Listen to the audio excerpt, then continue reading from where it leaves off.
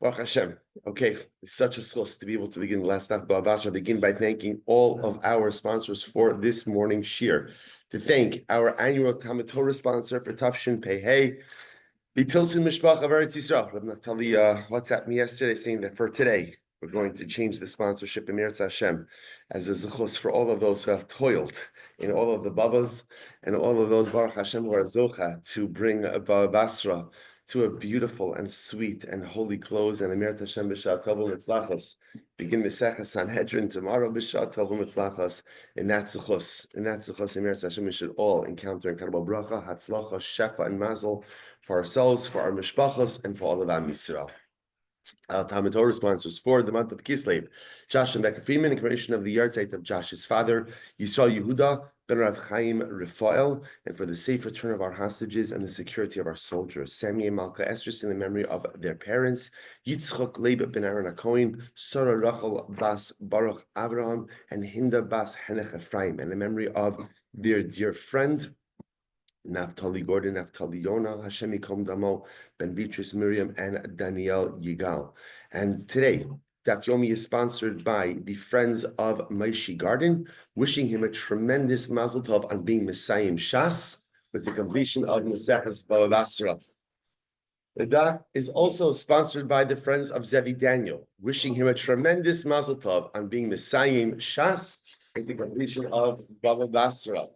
The Daf is also sponsored today by Zevi Daniel in completion of his Daf Yomi cycle, and with tremendous gratitude to the shir, specifically his Daf brothers, David Flum and David Schwartz, without whom this incredible pursuit would have only been a dream. As in, he would still be asleep. Incredible. So beautiful, beautiful. So first of all, a mazel tov to Maishi, a mazel tov to Reb Zevi. What is a chus? What is chus to be Messiah Shas? Incredible. I will say, by the way, I just want to tell you something also. If you're being Messiah Shas in Bava Basra, what does that mean? What does that mean? It means you picked up in the middle of a cycle. So sometimes, one of the most difficult things is to kind of start something when everyone else is into it. And it's so easy to say, I'll catch you later. It's Bava Basra. What's another, 2 years? I'll just wait until Maseches Brachos. And I think Reb Zevi started not even at the beginning of Basra, right? But like a week before Bava Basra was over. With a week left to Bava Basra. So I'll say I want to thank Reb Zevi and Ramashi for just giving us such a beautiful life musar. That when a beautiful opportunity comes your way, don't wait until the opportune time to jump into it, but take it. Mitzvah habali adecha atach mizana. An opportunity to learn, an opportunity to grow, an opportunity to broaden your spiritual horizons comes. Okay, it would be great if I started at the beginning of this, a little bit later, a little bit earlier. When it presents itself, take it and jump into it. Zevi Maishi, much mazel, much bracha, and much incredible hatzlacha on this accomplishment, and you should be zocha. And Meretz Hashem to Messiah Shas many times over. You should be zocha Meretz Hashem to broaden your spiritual horizons for many years to come. And this zechus of this Siyum Hashash, Meretz Hashem be a source of mazel and bracha and simcha and hatzlacha for your mishpachos for many generations to come. Amen. Incredible. All right, I will say with that, let's begin. Right? There's no opportunity today to finish the rest of the daf tomorrow. Right? So with this, we gotta finish this. All right, so today's daf is Kuf Ayin Vav 176, and we are picking up on Kuf Ayin Hey Amud Beis. So we'll say pretty much we left off at the Gemara yesterday, but we did the sheet of Ula. So remember again, we're doing an interesting machlokes over about Shibuda Da'oraisa. How do we understand when, let's say again, Reuven lends Shimon money? So again, as we know, so loan, halachic loans 101 is that when you loan someone money, that creates a lien against their property. What is the nature of that lien? So Ula paskind, Shibuda Da'oraisa. Mid Da'oraisa, whenever you lend money, whether you lend money in a shtar, whether you lend money verbally, any loan creates a shibud. Any loan creates a lien against property. The only reason why Chazal said that if you loan without a document, you loan verbally, that there is no shibud, is in order not to put purchasers at a disadvantage, right? Because if somebody goes ahead and purchases, right? So that was Ula, fine. So now we're up to Rabbah.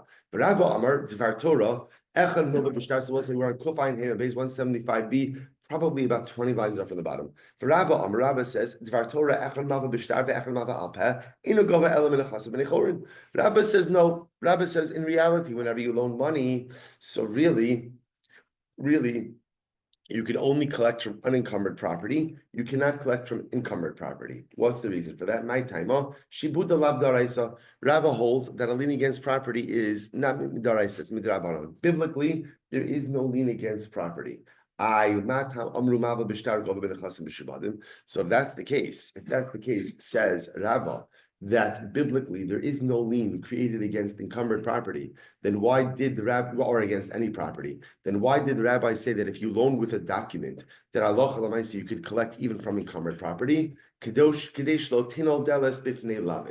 order not to close the door in front of borrowers. Now, as Rabbi say, remember, in general, when you're lending money from a halachic perspective, so already again, you can't lend with interest. It's Monday night. It's absolutely fantastic. Right? So already as it is, you can't charge interest. So if I can't charge interest, and also there's no lien against property, it's a hard sell. You're gonna close the door. You're gonna stymie the loan market, as people aren't going to want to lend money. So therefore, again, halacha lemaisa, we see at least if you loan with a document, you're malva bishtar, then you get a lien against all property. Malva al panami. So if that's the case, that it's in order to encourage and to facilitate loans, then why not even say that a verbal loan should generate a lien against property? Hasam less late kala. No, because in that case, we'll say again, where halacha lemaisa again is a milva al peh, we have a verbal loan, there's no call. So because there's no call, ultimately, again, you can't do it. The Rabba really says. So therefore, I will say, what we are left with is a fundamental machlokes between Ula and Rabba. Ula says, Shibuda da'oraisa, the concept of a lien against property is a da'oraisa concept. And in reality, it should devolve upon all properties for all loans. The rabbis went ahead and only did it by milva al bishtar, they lifted it by milva al peh. Fine. Rab, on the other hand, holds shibuda lav daraisa. There is no concept of a lien against property. There's no encumbrance on property mid daraisa. The only reason the rabbis made a lien when it's in a shtar is in order not to close the door to lenders. Okay, or not to borrowers, I should say. So the Gemara says as follows: Did Rabbi really say this? V'ha amar Rabba gavel karka yesh lo maos. Gavel karka yesh lo, gavel maos ein lo. So we'll say this is actually a very interesting case. Take a look at the Rashbam for just a moment. Umi amar Rabba shibuda lav daraisa. The Rabba really hold that shibuda is not daraisa. V'ha amir paraki shnochlin shalchu mitam bechar notal pi shnayim b'milva. So we'll say, remember again, interestingly enough, one of the things we've learned, remember again, we spent a lot of time on Yerusha, a Bechor, a firstborn son, gets a double portion. What does he get a double portion in? What does he get a double portion in? Muchzak and not Roy. Right? He only gets a double portion in property that is considered to be owned by the estate and not property that is, what's the word? Roy. Right. Due to the estate. Thank you. Right? It's only property that is owned by the estate and not property that is due to the estate. So the Gemara says over here something interesting. So let's say again, Yaakov dies. He leaves behind two sons, Reuven and Shimon. Reuven is a Bechar. So now Reuven, it's when that debt becomes collectible, if the debt is secured by property, then Reuven gets Pishnai, double portion of that. If it's not secured by property, or it's only money that's repaid, he doesn't get pishnayim. What do you see about that? What do you see? You see from here that it must be that the lien against property is a da'oraisa lien. And therefore, it turns out that because that lien existed even when Yaakov was alive, that lien makes the loan like muchzak, and therefore the Bechar gets pishnayim in it. So that would seem to indicate that shibuda da'oraisa. Yet Rabbi just said before that shibuda d'Rabbanan. So what's going on over here? So maybe you'll say, no problem, just switch around the positions. Maybe it's really Rabba who holds shibuda d'oraisa and Ula who holds shibuda d'Rabbanan. I v'ha amar Ula devar Torah balchov dina v'ziburis. But that's not true because Ula himself is on record as saying that mid d'oraisa, a balchov, a creditor is entitled to collect from ziburis. So we'll say, so remember again. So now, as much as Ula is saying that a creditor only gets to collect from inferior grade property, what he is saying is that a creditor always has a lien against property, which would then indicate that halacha lemaisa shibuda da'oraisa. Ella Rabba Taima dibnei ma'arava ka'amar v'leilo svili. Rather, I will say in this case over here before about the loan, Rabba was not espousing his own opinion. Rabba was espousing the opinion of the Jews of Eretz Yisrael, of the Rabbanim of Eretz Yisrael, but he himself did not hold that way. So I will say, so therefore we are left fundamental machlokes. And by the way, this is actually a tremendous machlokes, a tremendous machlokes. What is the nature of an encumbrance? Is encumbrance daraisa? Is encumbrance derabanan? Rabba derabanan ula daraisa. Okay, hold on. We're going to get to halacha lemaisa. Rabbi Shmuel Silber. So Rabbi and Shmuel both say the following: Milva alpeh in a gova lomin ayershav lomin alakuchos. If you make a verbal loan, right, which means again, Reuven lends Shimon money, and halacha lemaisa again, but balpeh not with the shtar. Then what's the halacha? So ultimately, again, you cannot collect that debt from Yarshim, from Yisomim, right? From an estate. Now, so whenever you see Yarshim, what does that mean? What does that mean? It means Yisomim who are Kitanim, right? So you can't collect from the estate until they reach the age of majority, then you can litigate it out. Nor can you collect that debt from property that has been sold after the date of the loan. My time, what's the reason for that? Shibud alav daraisa, because Rav and Shmuel hold like Rabbah that shibud is not daraisa. Rabbi Yochanan and Rabbi Shimon and Lakish the Amitar Bayu milva alped gova beimin ayarshim beimin al kuchos. On the other hand, Rabbi Yochanan and Lakish hold that even a verbal loan can be collected from Yarshim or from the Kuchos. What's the reason for that? My taima shibuda da'oraisa. Ultimately, again, because they hold shibuda da'oraisa like so I will say, you see what's happening over here. You feel it, right? You feel it. Something big is happening. How do I know something big is happening? Because the Gemara is stacking the opinions, right? We've got the Tanoim, we've got the Amoraim, and now we see how this is really potentially blowing up into a major machlokes over here. So the Marzameh says, this is a very interesting case. Reuven digs a pit in Rosh Hashanah. I will say, by the way, it's really beautiful to do this because this is back to our Bava Kama days. This is back to Bava Kama. When did we do Bava Kama? How long ago? Probably close to a year ago now, right? Close to a year ago. So I will say very exciting. So Reuven digs a pit in Rosh Hashanah. Yeah, so good. Reuven digs a pit in Rosh Hashanah, and what happens? V'nafa alav sharva hargo. Interesting. So remember, Reuven does something illegal by digging a pit in Rosh Hashanah. What happens? As he's digging a pit in Rosh Hashanah, an ox falls into the pit and kills Reuven. There's a lot of takeaways from this, right? But on the most basic level, don't dig a pit in Rosh Hashanah. Hey, so again, it kills him. What's talacha? Pater. So obviously, the owner of the shar is pater. Right? Why is the owner of the shar pater? But remember again, we had a principle. Right? Kala mishane yado ala tachtona. Whenever you go ahead and you do something deviant, right? You do something illegal, you lose to a certain degree any of your halachic rights. So Reuven dug a pit illegally. The ox falls on him and goes ahead and kills him. Halacha l'maisa, the owner of the shar is pater. Okay, but not only that, Ella Shem Meis Hashar. Oh, watch this. Let's say the shar falls into the pit. Not only does the shar kill Reuven, but what happens? What happens if the shar dies? Yarshe Balabar Chayavim L'Shalim Demei Shar LeBailov. Very interesting. Reuven's inheritors, Reuven who dug the pit, his Yarshim, his inheritors are obligated to pay back the owner of the shar. Okay, so what says the Gemara says. So what do you see from here? Look at the Rashbam. Yarshe Bal Habar Chayav L'Shalim Alma Malva Alpeh Govim and Hayarshin Mikasha Le'Larab. So what says this is very interesting. So now what do you see from here? Essentially, when the shar falls in, right, kills Reuven, and then it dies. So essentially, the Gemara is looking at this debt that Reuven's estate owns as a malva alpeh, as a verbal loan, and yet you see that halacha l'maisa, it's enforceable even from Yarshim, So that would seem to indicate a concept of shibuda da'araisa.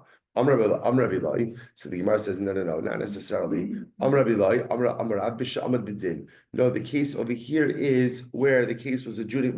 The Rashbam says the milva the Maaseh Beis Din Kimilva B'shtar Dami. This case was adjudicated in court. It was adjudicated in court, and therefore the court ruled that ultimately, again, the owners of the Yarshim of Ruvain are obligated to pay back the value of the ox, and therefore, because it's a Maaseh Beis Din, it's as if it's written in a document. What are you talking about? It says that Ruvain died. No, the case over here actually is a situation where halacha l'maisa, Reuven was made into a treifa. So he didn't die yet. He was just mortally wounded by the ox falling on him. Mace the kavro, to which the Gemara says, but it says that he died. Right? He died because the ox buried him in the pit. So the Gemara says, we're talking about a case where the judges were literally sitting at the edge of the pit and adjudicated this case at the edge of the pit. There again, I'll say the idea over here is, because it's a case of a court adjudicating the situation, it becomes a milva b'shtar, not a milva b'peh. Okay, Alpeh. Top of Kufay involved. 173. Last daf. Amra Papa. Hilchasa. Malva Alpeh. Government ayarshim and a government alakuchos. Taloch l'may says, Papa says that when you go ahead and lend, right, a verbal loan, the halacha is you could collect from yarshim. You have the ability to collect from the estate. The in a government alakuchos, but you cannot collect from sold properties. Government ayarshim, why are you able to collect from an estate? Kadesh lo tino deles bifnei lavin, in order not to close the door in front of lenders. And we'll say now, why? What's that issue? That issue is very simple. That issue, halacha l'maisa, is that remember, when a person lends money, a person needs to know they're going to be able to collect even if the borrower dies. If a person knows that if the borrower dies, I can't collect, then halacha l'maisa, again, we run into a real problem that people aren't going to want to lend money. So therefore, even if you lend alpeh without a document, you have the ability to collect from yarshim, but you can't collect from purchasers. The less they call. You can't collect from purchasers. Why? Because that would be unfair to the purchaser, right? If Reuven lent Shimon money and subsequently, again, after the loan, and let's say they lent verbally, right? Reuven lent it alpeh, and then afterwards Reuven sold the property to Levi. It's unfair in the event that Reuven defaults for Shimon to go and collect from Levi. Why? Levi had no way to protect himself, right? Levi did his title search, and because the loan was undocumented, therefore, again, Levi has no choice. He has no ability. So therefore, on one hand, we want to protect everyone. We want to allow, ultimately, again, the lender to collect from the estate, and therefore, again, he gets paid. On the other hand, we want to go ahead and protect the purchasers because they had no way of knowing about this debt. So we'll say, halacha l'maisa, how do we paskin? Because this is a big one. Shibuda d'oraisa or shibuda d'rabbanan. How do we paskin? The Rama paskins. Get ready for it. Hilchos malva v'lova. Parak yud aleph halacha dalid. The Rambam writes, Kol milva b'shtar gova osam in a yarshim in alakuchos k'moshe yizbar. When you lend with a document, right? You lend with in writing. So the halacha is you could collect both from yarshim as well as from purchasers. You can collect from everyone. Milva alpeh, if you lend verbally without a document, gova min a yarshim, you can collect from the estate, but you cannot collect from purchasers. Right? And the reason for that is because purchasers had no way of protecting themselves because they didn't know about the existence of this loan. And the Rama Paskins, Shekol Nichse Halova, Tachas Shibud Hamalve, Minatora. The Rama Paskins, Shibuda Daraisa. Shibuda Daraisa. So again, just to understand what that means is anytime you lend money, anytime I lend money to Ruvain, B'daraisa, Ruvain's property is encumbered by that debt. Now, I will say what that should mean is, in the event of default, I could collect, or death, I collect from the estate, or I collect from purchasers. The only reason Chazal said that if it's a verbal loan, I can't collect from purchasers is only its buyer protection.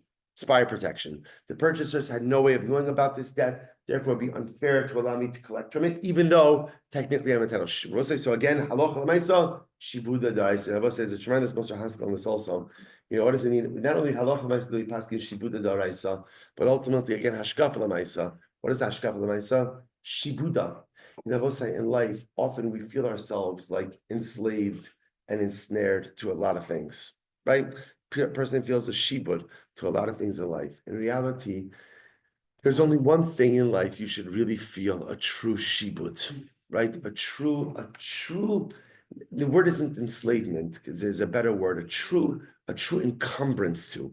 There's only one real shibud in life, and that is Daraisa, the Torah. That's what a yid should feel an encumbrance to. There's one shibud, and I will say, if you think about it, by the way, everything else comes from that shibud. Well, you'll say to yourself, 1 second, that's not true. I have a family. Right? How can I feel to shibud? No, understand.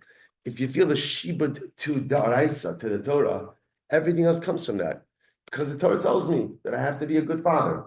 The Torah tells me that I have to be a good husband. The Torah tells me that I have to make a parnas in order to go ahead and provide for my family. The Torah tells me all the different things I need to do. But a lot of times, I will say, we find ourselves like meshubad. We find ourselves encumbered. Is a better word than encumbered.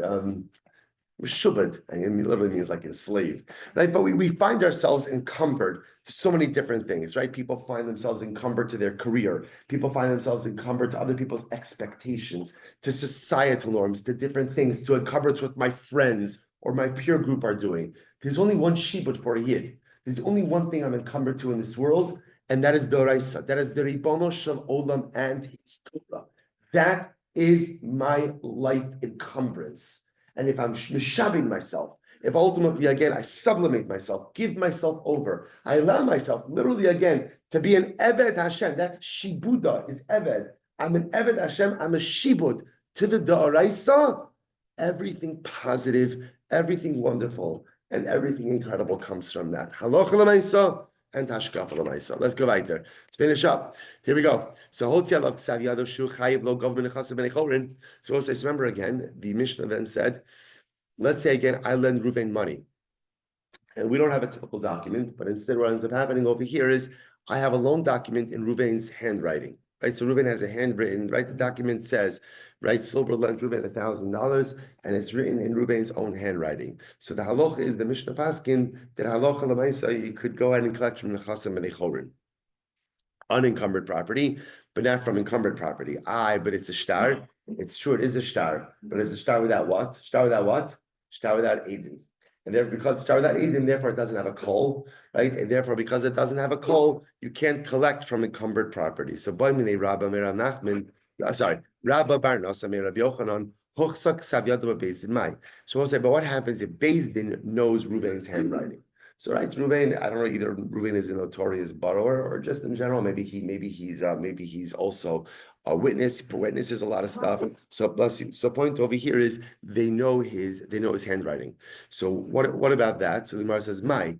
So we'll say, in other words, the Gemara is saying essentially, does the fact that Beis Din recognizes Reuven's writing, does this make it like a shtar that has eidos? That's the shaila. Does that make it like a shtar with eidos? Amalei. No, it will say again, in order to collect from the chasim mishubad, in order to collect right from the kuchos, from purchasers, you have to have witnesses. Witnesses create a kol, a general awareness, and therefore, again, purchasers would be aware. Even if Beis Din recognizes Reuven's signature, that still only allows for collection from the chasim b'nei chorin, unencumbered property. So Maser Rabbi Chama, Shlosha Gittin, so Rabbi Chama raises a kasha. So Shlosha Gittin psulin. There are 3 gittin that are puzzle. The Nises have live kasha. So let's remember again from our Gittin days. 3 Gittin, which are puzzle, right? But if you married anyway, right, or essentially, if a woman utilized them, the offspring is still going to be kosher. What are those 3 Gittin? Ve'eluhei, number 1, Ksav b'ksav yodo ve'en alav edim. If the get is written in the handwriting of the husband, but there's no witnesses there. There's no witnesses there. So we'll say a very interesting case, right? So in that kind of case, it's clear that the husband wrote it, right? But there's no eidos, there's no witnesses that signed on it. So such a get is kosher, but she really shouldn't use it. But if she did use it, right? Let's say Reuven's married to Rachel did use it, technically speaking, the divorce is valid. Or there are witnesses that sign there, but there is no date on it. Or there is a date, but there's only one witness. What's the halacha? So these 3 gittin really are not really fit for use. But if you used it ultimately again, it's kosher. It's kosher. So the Rabbi Lazar says, "Afapi she'ina alav eidim elishnas lebifnei eidim kosher, v'govem menechasim mishubadim." And Rabbi Lazar says the truth is, even if what, even if there aren't eidim on it, but you gave it in the presence of witnesses, it's kosher. I will say, remember again, that's Rabbi Lazar l'shitaso, because what does Rabbi Lazar hold? Rabbi Lazar holds eidim mesira karsi. Now remember again, it's not the witnesses who sign the document that create the effectiveness of the shtar, but rather again, it's the witnesses who see the giving over of the shtar. So Rabbi Lazar goes so far to say that even if you don't have witnesses who signed on the shtar, but you only have witnesses who witness the giving over of the shtar, halacha lemaisa, the get is kasha. You could collect. What do you mean you could collect? Who's collecting anything? She collects her ksuva, right? Or again, I will say, remember again, I want to point out also, whatever halachos apply to gittin also apply to what? Regular shtaras. Right, regular stars. Okay, this is not so long ago. So then we're going to Chassid Shuadim. So we'll say so again. So what do you see from here? Look at the Rashban for just a moment. It's right across. Go Chassid Shuadim. Kilomar v'mishtar milvahu osa shtar akasa b'ksav yado ve'ein bo edim el shemasu b'vnei edim. Go Chassid Shuadim. So we'll say so again. Here it is. What are you seeing over here? You have a shtar over here that is written in the handwriting of the husband. There are no witnesses on the shtar. And yet, despite all of that, halacha l'maisa, you can collect from the chasim mishabadim. This contradicts what we just said before. To which the Gemara says, no, shiny hasam the mishas ksiva hu deshabed nafshe. That case is different, right? That case is different. Why? Because we'll say in this type of situation where halacha l'maisa, again, it was clear from the beginning that Ruvain was not going to use edim, but rather, again, he was only going to use edim misira. So he's mishabed himself. He obligated himself in this level of obligation from the beginning of the writing of the shtar. Take a look at the Rashbam. Shiny hasam the bishas. Ksiva hu deshabed nafshe. Kishenichtav hashtar nichtav kidei lamasra b'fnei edim. Shu edim misira makom edi chasima. Hilchach kevan Rabbi Lazar edim misira karsi kilu nechtamu b'soch hashtar dami. So that case is different because since it's relying on Rabbi Lazar, so therefore again, Meidi Mesira Karsi, therefore he's mishabed himself from the beginning, and it's as if there is testimony in the shtar itself. Avalanan mi boilan bahotzi alav ksavyado ba'alma shishmo shalav. Say, but essentially the Rashan goes on to say you can't apply this back to our case. Remember again, what was our initial question? Our initial question was, Mishnah said that if Reuben lends Shimon money and you have a shtar, right? The shtar is written in Shimon, the borrower's handwriting. So what's the halacha in such a situation? The halacha is that ultimately, again, Reuben can collect from Shimon, but only from the chasim b'nei chorin, unencumbered property. Well, Gemara asked, what happens if halacha l'maisa, the Beis Din recognizes Shimon's handwriting? Does that make it as if there's testimonies, witnesses signed? So the Gemara wanted to bring a raya over here, but Kamashmal, this case is different, right? The get case is different, and halacha l'maisa, the way we paskin is even if Beis Din recognized the handwriting of the handwriting of Shimon the borrower, that's fine. In other words, it's a valid document. Reuven, the lender, could collect from unencumbered property, but he cannot collect from encumbered property. Beautiful. All right, Jabosai, last piece. Well, no, the second last piece. So next, so let's remember again that the Mishnah made a distinction between a guarantor who signs before the signatures and after the signatures, right? So I want to suggest that essentially a guarantor who signs before the signatures, that's a proper guarantor, but a guarantor who signs after the signatures, not really a proper guarantor. Now, I shouldn't say it like that. The Mishnah said that if the guarantor signs after the signature of the witnesses, you can only collect from the nechasim b'nei chorin of the guarantor, not from the chasim mishubadim. So infer from that if he signs before the signatures, you could collect even from the chasim b'nei chorin. Now ultimately, again, that was the position. Sorry, mishubadim. Thank you. Now remember again, that's a Rabbi Shmuel paskin. Bananas disagreed. We'll come to bananas in just a little bit. So the Gemara says as follows: Amarav, kodim chitim shtaris govim minechasim mishubadim, lachar chitim shtaris govim minechasim minechorin. So here it is. So Rav says, if the guarantor signs before, the guarantor signs before the signatures of the witnesses, you could collect from the chasim mishubadim. But if he only signs after the signatures of the witnesses, you can only collect from the chasim minechorin. Zimnin amarav. Yet other times Rav said, afilu kodim chitim shtaris eno gova ela minechasim minechorin. So I'll say, but yet other times Rav said that even if the guarantor signed before the signatures of the witnesses, you still could only collect from unencumbered property. Kashya derav derav. Rav is contradicting himself. Which one is it? Rabbi says it's incredible. Lo kashya, it's not a contradiction. Hadikasev be ploni aref. Hadikasev be uploni aref. Wow. They will say everything hinges on a vav. What does this mean? So let's play this out. Reuven's lending Shimon $1,000. So in the document it says, I Reuven, I'm lending Shimon $1,000. So we'll say, now watch this. If in the shtar it says, and Levi is a guarantor for this loan, and then you have the signatures of the witnesses, then halacha l'maisa, then Levi is on the hook, even for his own nechasim mishubadim. If, on the other hand, it just says, I Reuven lend Shimon $1,000, and then it says, Levi is a guarantor for this loan without the without the vav, then ultimately, again, halacha l'maisa, then it's true, Levi is a guarantor, but Levi is only a guarantor up to what? His nechasim b'nechor, not his nechasim mishubadim. Essentially, what Rav is suggesting is, you need a hook. You need something directly connecting the guarantorship to the transaction outlined above it. All you need is a vav, right? All you need is that hook, an and. In other words, documental juxtaposition. Yes, that is a brand new phrase. Right? Documental juxtaposition is not enough. You need something that actually, again, hooks the guarantor to the transaction above it. So therefore, again, interesting enough, what Rav says is having the guarantor sign before the signatures of the witnesses is enough to create an obligation. Remember, again, we'll say there is an obligation, but it only obligates him als his nechasim b'nechorin. If you want the guarantor to be obligated even for his nechasim mishubadim, you need that hook, you need that and, which again documentally goes ahead and links him to the actual transaction itself. Incredible. So the Gemara says as follows. Rabbi Yochanan says no. Rabbi Yochanan disagrees with Rav. Rabbi Yochanan says no. The way a guarantor works, Rabbi Yochanan holds that a guarantor's obligation is always capped at his nechasim b'nechorin. That's it. A guarantor is never on the hook for nechasim mishubadim. Massive Rava. So Rava raised the kasha.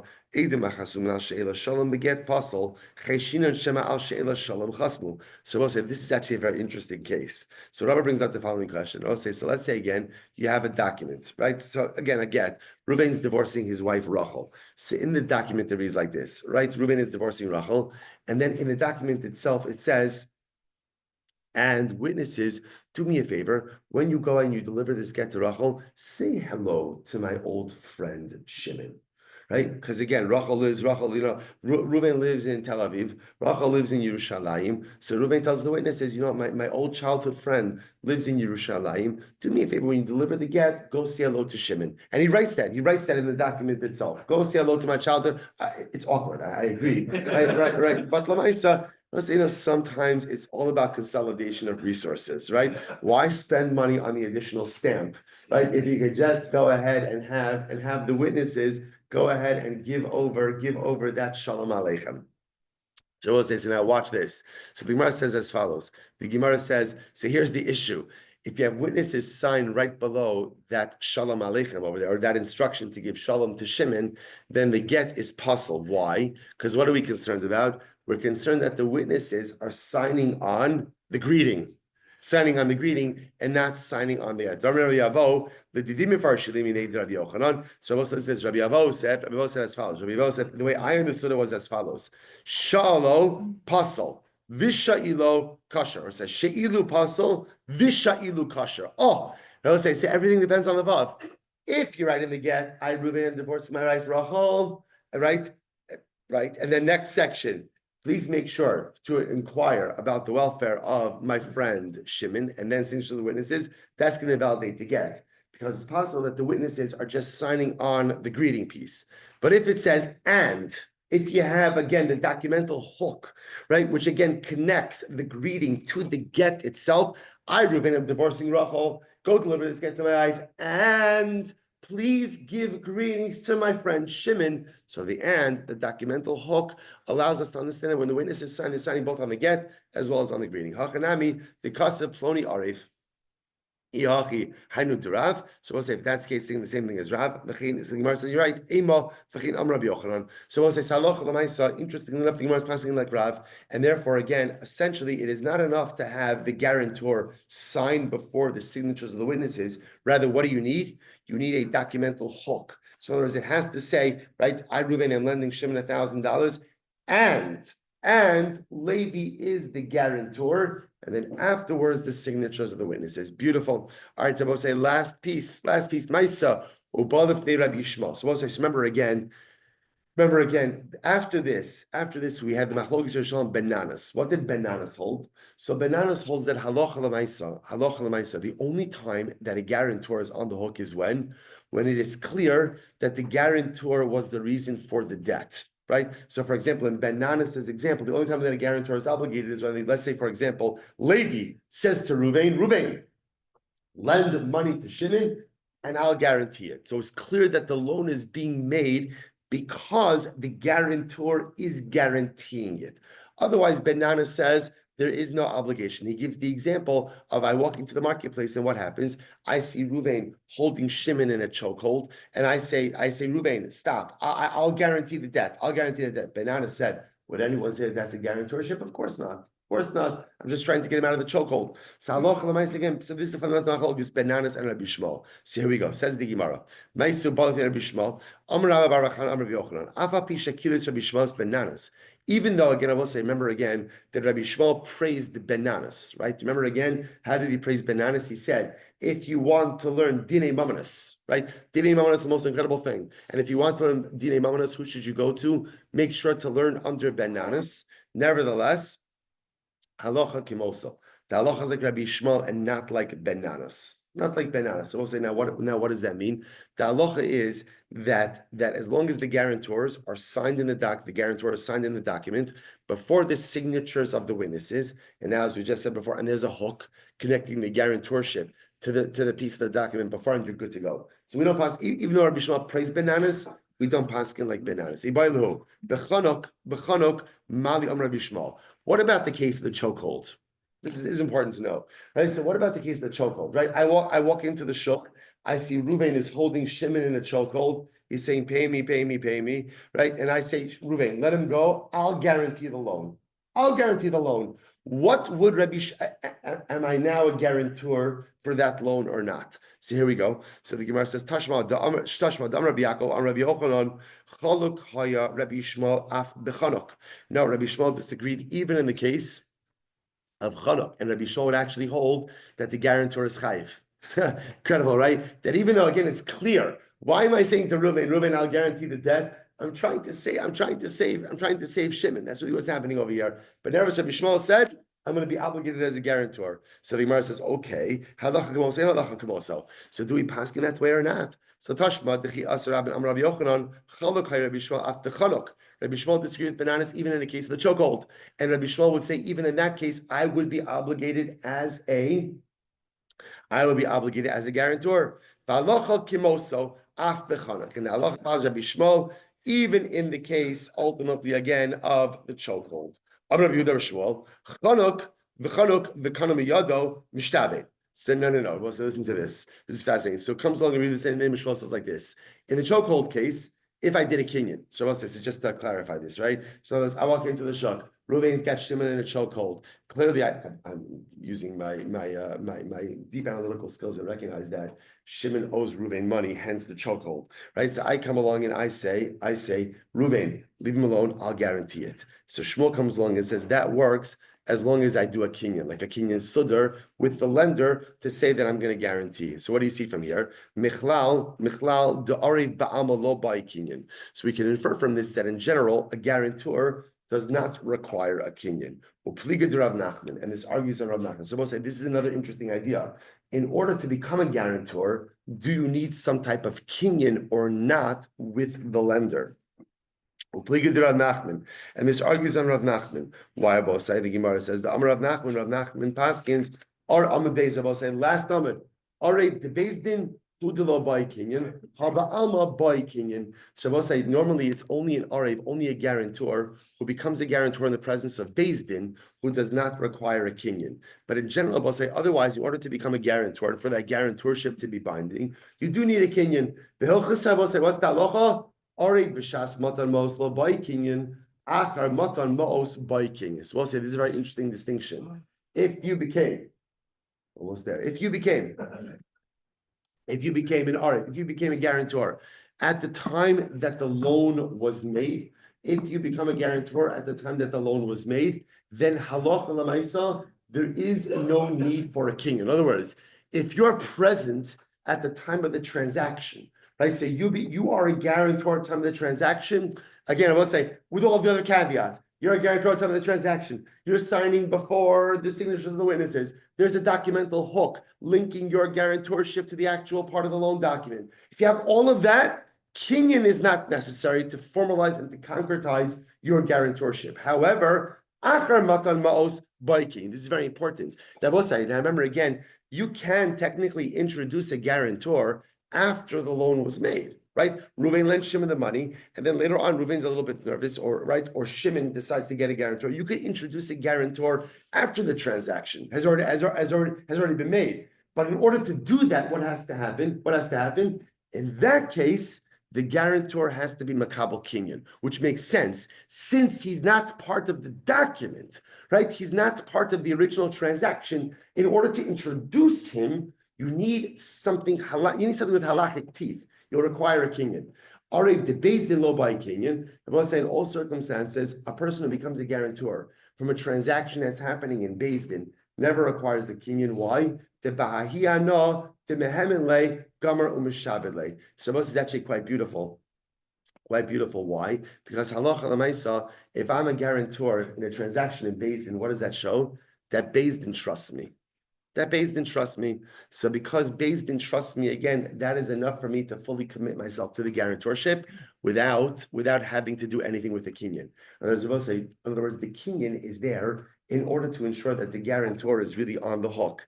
If I'm in Beis Din and Beis Din is trusting me to be a guarantor, so that is enough. That is enough that I fully commit myself, and there's absolutely no need for any additional kinyan. They will say it happens to be that halacha l'maisa in the chokehold case, the way the Rambam paskins is that halacha l'maisa, the guarantor is not on the hook. That's the Rambam, which again I think is logical and intuitive because halacha l'maisa again it's clear I'm only doing in order to go ahead and save Reuven.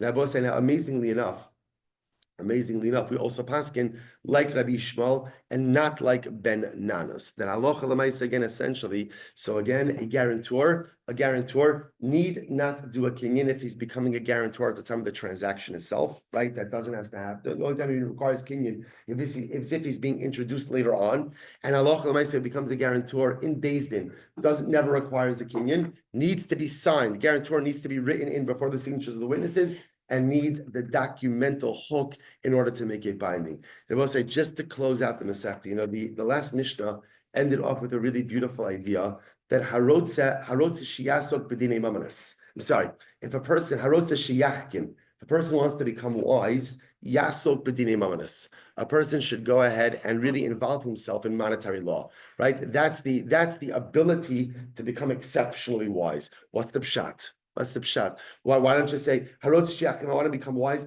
Learn Hilchos Shabbos, right? Learn Hilchos Kashrus. I don't know why Dinei Mamanis. Suppose I saw a beautiful idea from the Yomi Shmuel, the Sakachal Rebbe, and he says like this. This is incredible. He says, what does Dinei Mamanis require you to do? He says Dinei Mamanis Shtei Hamamonos Shal Yisrael Heim. Right? When you have Dinei Mamanis, what's Dinei Mamanis? There's a pile of money over here, right? Or there's a financial claim. And there's two Yidden, there's two Jews, right? So you have Reuben and you have Shimon. Utzrichim lahakir. And you have to try to figure out like how to distinguish Mamon ze lemi hu shayach. Who owns the money, right? So there's one bucket of money or one claim. Who gets it? Lezeh ha-Yehudi or lechavero. Does it go to Reuben? Does it go to Shimon? Zeu chachma gidola lahotzi dvarim ne'elamim. So the Yomi Shmuel says something amazing. Dinei Mamanis requires a very specific skill. Havdalah. Havdalah, the ability to be mavdil, the ability to distinguish, does the money belong to Ruvain?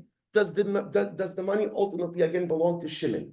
So Dini Mamonis requires the ability to distinguish between two things that look so similar, right? Ruvain and Shimon come into Beis Din. Ruvain looks like a great guy. Shimon looks like a great guy. Ruvain makes a compelling claim. Shimon makes a compelling claim. And what do I have to try to figure out? I have to figure out how to be mavdil. How to be mavdil. Says the Shem Shmuel something amazing. What is the greatest skill that we possess in life? The ability to be mavdil, havdalah. The Gemara Maseches Brachas brings down that the first thing we do on Masei Shabbos, right? First thing we do on Masei Shabbos, in the bracha of Ata Chonein LaAdam Das, where you say, HaKadosh Baruch Hu, you give us wisdom. How does that wisdom manifest itself? Where does havdalah happen in Shemona Esrei? Ata Chonantanu in Ata Chonein LaAdam Das. Ultimately, again, the greatest ability, the greatest gift we have is the ability to distinguish between different things. So Dinei Mamanis represents this ability to engage in the incredible process of Havdalah. Now, once you ask yourself, okay, it's very nice. But once you have Dinei Mamanis, once you know in financial law how to do Havdalah, how to make a distinction between Reuven and Shimon, then I can take that skill set and I can bring it to the rest of life. Because what is life all about? Life is all about Hamavdil ben Kodesh l'chol, ben Or l'choshech, ben Yisrael la'amin. Life is all about the ability to make sometimes very, very nuanced distinctions. What's right and what's wrong? What's holy, what's impure? What's kosher, what's treif? What's light and what's dark? That's what life is all about. I will say, more often than not in life, the big decisions we have to make is not really between two things that are polar opposites, but it's often in daily life navigating those nuanced decisions. What does HaKadosh Baruch Hu want of me? What's the real proper path for me to take? What's the right decision to do? What's going to get me where I really need to get to in life? What life needs more than anything, what a successful Yid needs more than anything, is the power and the ability to be a Havdalah Yid. And how do you become a Havdalah Yid? Harotze sheyachkim. If you want to fine-tune your Havdalah skills, Yasok B'dinei Mamanis. Then engage in financial law. Because if you do that, if you do Dinei Mamanis, then you'll learn that art of nuanced distinction. And if you learn it here, you can take it with you to the rest of life. I will say it has been a tremendous zuchos and privilege, and just like it's felt like one big like chasana, like one big simcha, 176-day chasana. Like just every day exciting, every day beautiful, every day incredible, and it's been the greatest zuchos in the world to do it with all of you, to our chevra on Zoom, to the chevra that's here. It's nothing better. It's literally every morning is having the opportunity to experience Olam Haba in Olam Haza. I think in Olam Haba they're a bit more awake than we are, right? Yeah. But nevertheless, again, it's a shtick Olam Haba in Olam Haza. I will say tomorrow morning starts Sanhedrin. We're going to go, Baruch Hashem, literally, again, we just saw, what do we just see in the Gemara? It's that Yelech Mechayil El Chayil.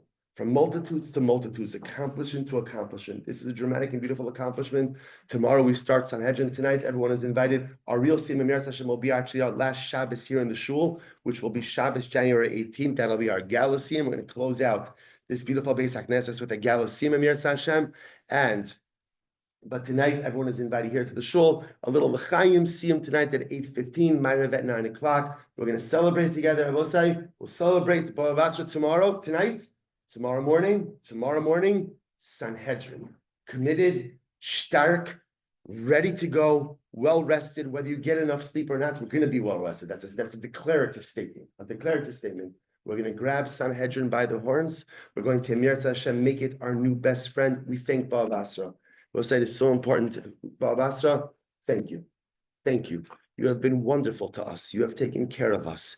You've loved us. You've been by our side, right? No matter what was happening in my life. You know, it's like a lot of us, I'm sorry, I know we're over time, but I'll just finish up. A lot of us, sometimes you can't always count on your friends. But you could always count on your Gemara. He's always going to be there. and he's always going to love you, and he's never going to judge you, and he's always going to be willing to learn with you no matter what else is happening in your life. So we thank Bava Basra for being such a beautiful and loving and accepting companion for these last 176 days. We appreciate him for everything that he's given to us, and Amir Hashem, we look forward to making a new from Masechet Sanhedrin tomorrow. Say shkoyach and mazel tov.